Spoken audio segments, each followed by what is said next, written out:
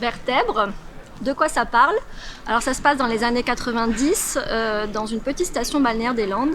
Et le petit Jonathan, 10 ans, vient d'être kidnappé et son agresseur est un agresseur un peu bizarre puisque c'est une femme à barbe.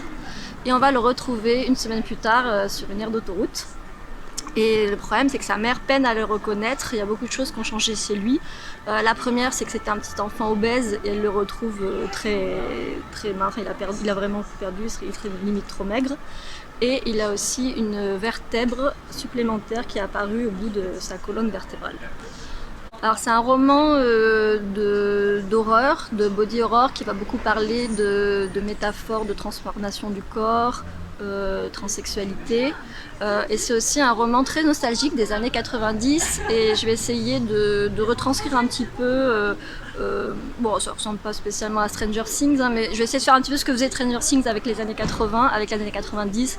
Donc pour les gens qui ont 30 ans, enfin, on va vraiment retrouver par exemple les séries des années 90, les pubs des années 90, les jouets des enfants des années 90.